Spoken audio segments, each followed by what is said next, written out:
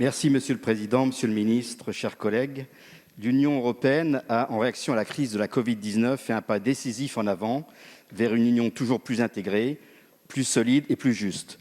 Nous avons appris des erreurs de 2008-2014 et je crois que nous parviendrons à empêcher qu'une trop forte divergence entre la reprise des économies n'apparaisse entre le cœur de la zone euro, dont les économies sont moins sensibles aux chocs sanitaires, et les États membres périphériques plus dépendants du tourisme, plus encore que par le soutien budgétaire direct qu'offre Next Generation. Le spectre d'une nouvelle crise des dettes souveraines semble s'évanouir. L'action de la France et de son président de la République en la matière a été tout à fait déterminante et je ne peux m'empêcher de le souligner, Monsieur le Ministre. Monsieur le Ministre, 40% de France Relance doit être financé à terme par ce mécanisme pour la relance de la résilience européenne, en particulier le volet climatique. Nous avons reçu en 2001 un premier versement de 5,1 milliards d'euros. Il doit être suivi par 7,4 en 2022, 12,2 en 2023, 6,9 en 2024, 3,3 en 2025 et finalement 4 en 2026. Ma première question est assez simple. La France se démarque par un engagement très rapide de son plan de relance. Nous visons ainsi 70% d'engagement à la fin 2021. Le décaissement suivra assez rapidement. Quelles sont les conséquences de ce décalage entre les engagements rapides de la France et le financement qui s'étale jusqu'en 2026 de l'Union européenne?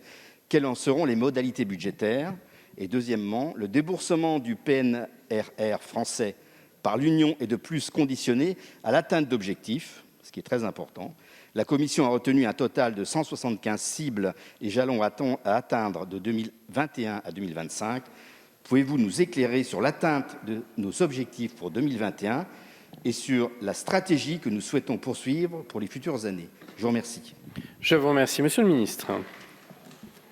Merci, Monsieur le Président. D'abord, pour confirmer à Monsieur le député qu'après l'approbation de notre plan national de relance et de résilience par le Conseil ECOFIN du 13 juillet dernier, la France a reçu le 19 août 2021 un premier versement de 5,1 milliards d'euros au titre du plan de relance européen, et ce au titre des préfinancements à hauteur de 13% de son plan d'un montant total de 39,4 milliards d'euros, puisque c'est la somme exacte dont nous allons bénéficier dans le cadre du plan de relance européen.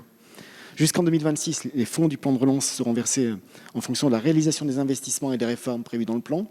Et je tiens à vous rassurer, quelle que soit la rapidité avec laquelle nous décaissons le plan de relance et quel que soit le rythme avec lequel nous mettons en œuvre le PNRR et les réformes qui accompagnent le PNRR, cela n'a pas d'influence ni d'impact sur la capacité de la France à bénéficier des décaissements, y compris par des modalités de préfinancement via l'AFD, ce qui nous permet de pouvoir continuer sur le rythme que nous avons sans que le calendrier de décaissement européen soit de nature à freiner quelque mise en œuvre que ce soit du plan de relance.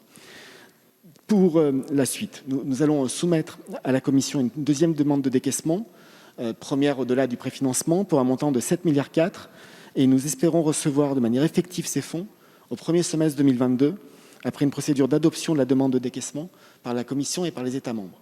Nous n'avons pas d'inquiétude sur la capacité que nous avons à atteindre tant les jalons qu'à réussir les réformes qui sont inscrites dans le PNRR. C'est un travail que nous faisons de manière quasi quotidienne, de suivi des différents éléments en lien avec les autorités et les services de la Commission.